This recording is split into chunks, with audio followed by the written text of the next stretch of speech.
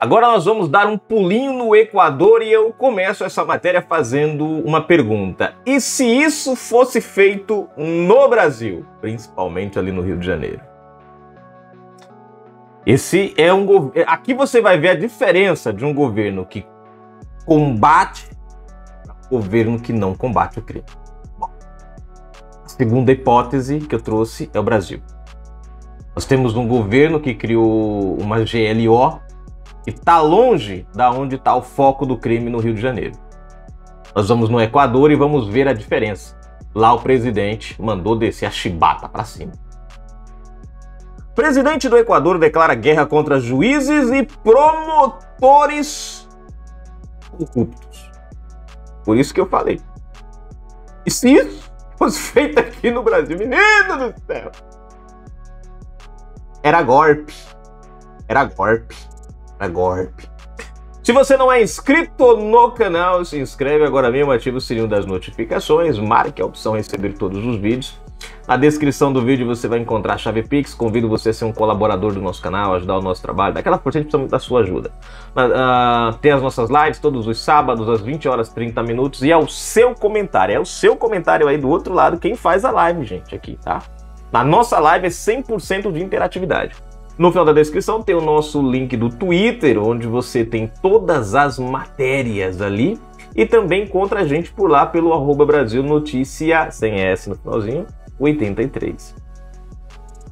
No primeiro dia de guerra a 22 grupos do narcotráfico no Equador, o presidente Daniel Noboa avisou: vamos considerar juízes e promotores que apoiarem os líderes identificados destes grupos terroristas também como parte do grupo terrorista. Eita. Em entrevista à Rádio Canela, ele admitiu que o país vive um momento muito duro, prometeu proteger os cidadãos e anunciou a deportação de 1.500 presos estrangeiros, entre eles peruanos, colombianos e venezuelanos. Um decreto de conflito armado interno firmado na véspera concede às Forças Armadas a licença para neutralizar o narcotráfico. Pois é, aqui no Brasil fizeram uma GLO, só que os bandidos estão num canto e a GLO no outro. Lá não. Lá a chibata de 10 os cabas vão levar sozinho, o bandido. Entre terça-feira 9 e quarta-feira 10, os militares executaram 5 terroristas e efetuaram 329 prisões. Do outro lado, marginais continuam a semear o terror. 14 pessoas morreram em ataques armados. Em 5 penitenciárias, 130 funcionários e agentes carcerários são mantidos reféns. Isso aí lembra muito o Brasil, hein? A diferença é que aqui o exército tem o apoio, né, para fazer o que tem que ser feito. Não é destratado nem esculhambado como nós temos um governo que faz de tudo para transformar as Forças Armadas na vilã. E os bandidos são menininhos. A explosão de violência em Guayaquil, onde 3 corpos foram encontrados carbonizados dentro de um carro na madrugada de quarta-feira, e um estúdio de TV foi invadido por encapuzados na véspera. Em outras cidades, levou Colômbia a militarizar a fronteira com o Equador. Controles foram intensificados no departamento de Nariño. O Peru mobilizou mais de 500 soldados. Ó. Helicópteros e drones para fortalecer a divisa de 1,4 mil quilômetros, além de declarar estado de emergência na região. Isso é o que se faz contra a bandidagem, não como se faz aqui no Brasil, cafezinho, casaquinho, desliga o condicionado pro menino. Cerca de 24 horas depois de ter uma arma apontada para a cabeça e uma dinamite colocada no bolso durante a invasão de criminosos, a emissora de televisão TC Televisão, o jornalista José Luiz Calderón, ainda tentava assimilar o pesadelo enfrentado na tarde de terça-feira. O que estamos vivendo não tem precedentes. O governo não possui um plano claro para lidar com essa situação.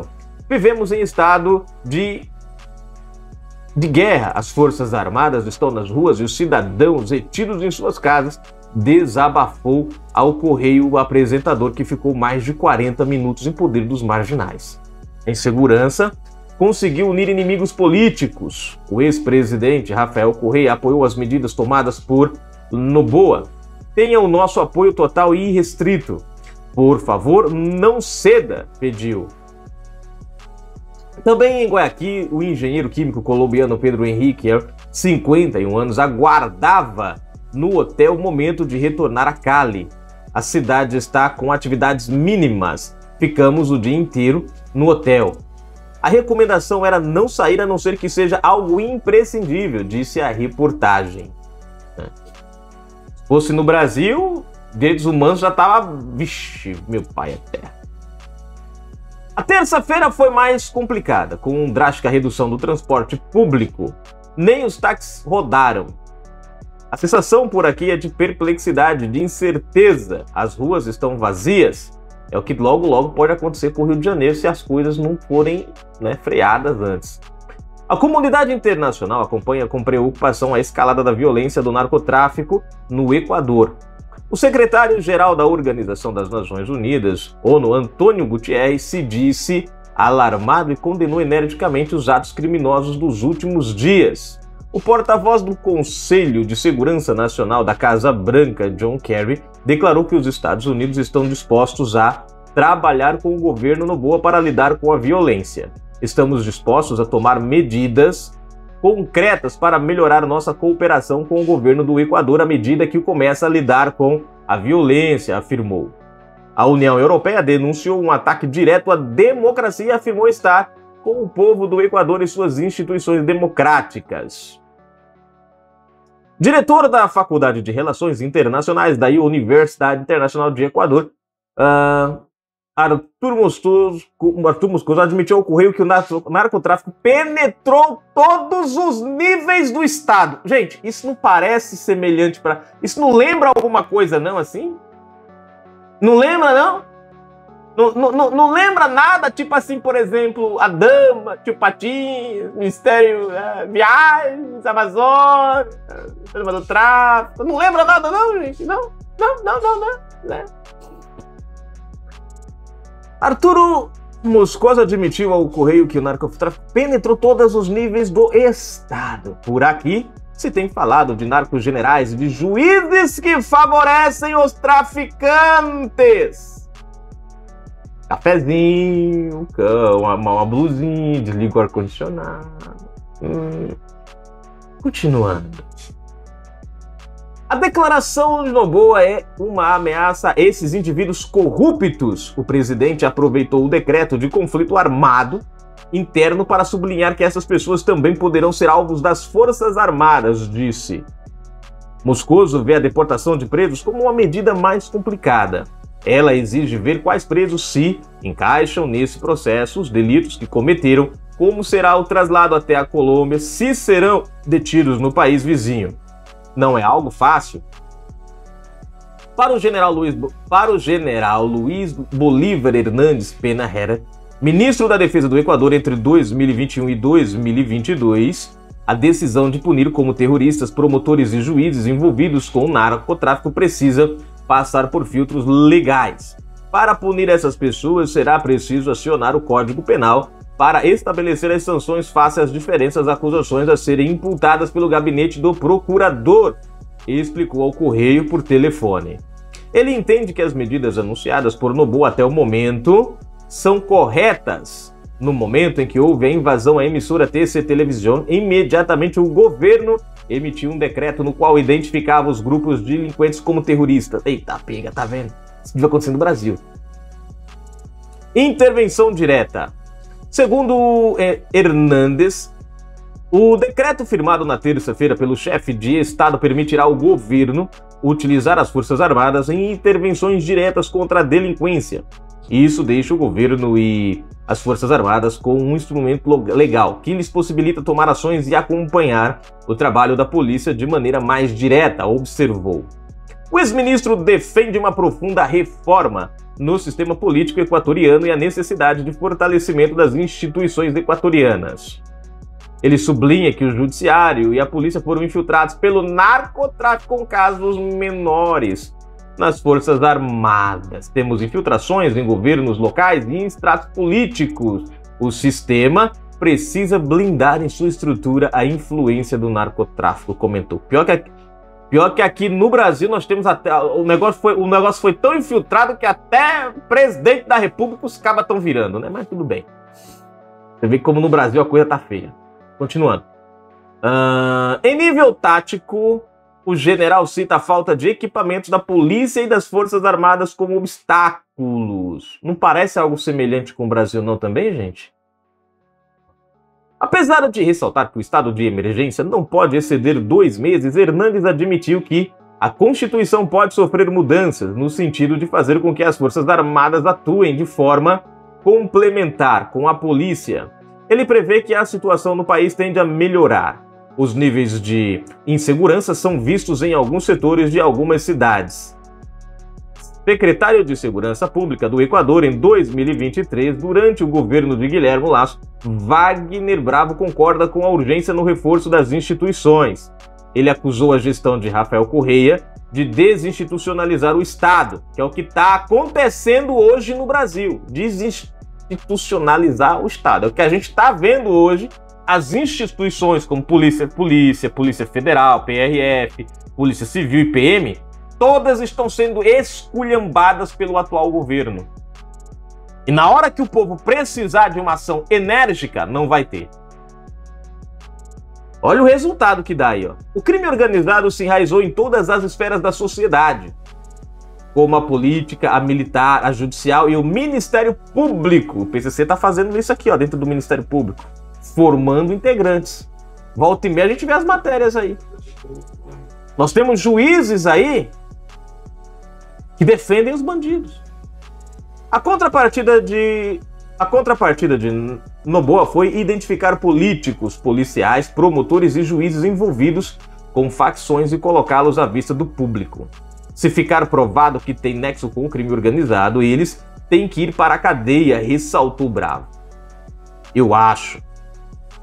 A situação chegou a esse ponto por vários motivos. A permissividade com que as autoridades trataram esses grupos e quartéis durante o governo de Rafael Correa, a expulsão da base norte-americana de mantém a ruptura na ajuda que os Estados Unidos concediam no combate ao narcotráfico. A inoperância dos governos posteriores para enfrentar o problema, a crise econômica e a falta de emprego que empurram jovens aos grupos delinquentes, e a tolerância com a corrupção que permitiu que o narcotráfico penetre na institucionalidade do país, entre outras causas. Para vocês verem. Para vocês verem. Tudo isso que ele acabou de citar é o que está acontecendo aqui no Brasil hoje. Tudo isso. Destruíram a Lava Jato. Criminalizaram juízes que botaram certos camaradas na cadeia. Estão anulando condenações à torta e à direita. A mesma coisa que aconteceu, está acontecendo hoje aqui. Ainda dá tempo de mudar isso aí. O presidente Daniel Noboa está apenas há 6 semanas no poder. Ele prometeu durante a campanha eleitoral ao aprimorar o sistema de inteligência equatoriano, no sentido de trabalhar em coordenação com as diferentes agências do governo, as Forças Armadas e o sistema carcerário. Ele também anunciou a construção de novas prisões. Creio ser necessário um maior controle do Estado sobre as penitenciárias. Os presídios têm que deixar de ser um quartel-general da delinquência, de onde partem as ordens. Isso lembra o Brasil também. Isso lembra o Brasil. Bom, Correio Brasiliense. Está aí a matéria, gente. Vocês prestaram atenção que tudo isso que foi descrito aqui a gente vê no Brasil acontecendo hoje? O avanço do crime dentro da política, dentro das instituições, dentro do Ministério Público, dentro da Justiça. Os caras estão entrando e o governo tem tido essa conivência. O menino que rouba celular é um coitado, vai estar roubando porque não tem o que comer. Lembram daquele negócio do pequeno furto que eles estavam querendo descriminalizar? O Supremo querendo liberar o consumo lá do negócio? Nós estamos vendo o que hoje? Policiais sendo punidos por fazerem o seu trabalho. Os bandidos são os menininhos, coitadinhos. Vocês viram em São Paulo lá o que aconteceu lá em Santos, na Baixada Santista, lá do Guarujá lá? Depois todo mundo começou a cair em cima da polícia, porque disseram que a ação da polícia, a retaliação da polícia era absurda, era desproporcional. Proporcional ao que está acontecendo hoje no Equador, graças a políticas semelhantes às que estão sendo implementadas hoje no Brasil pelo atual governo. Comentários para a gente finalizar. Anderson, meu amigo, comentou aqui: as Forças Armadas precisam entender que o domínio do positivismo seguido por elas é o caminho do positivismo seguido por elas é o caminho da eterna desgraça. E olha só o título dessa matéria que a gente acabou de postar agora há pouco, tá? E cai justamente nessa questão do que a gente acabou de ler lá do Equador, ó.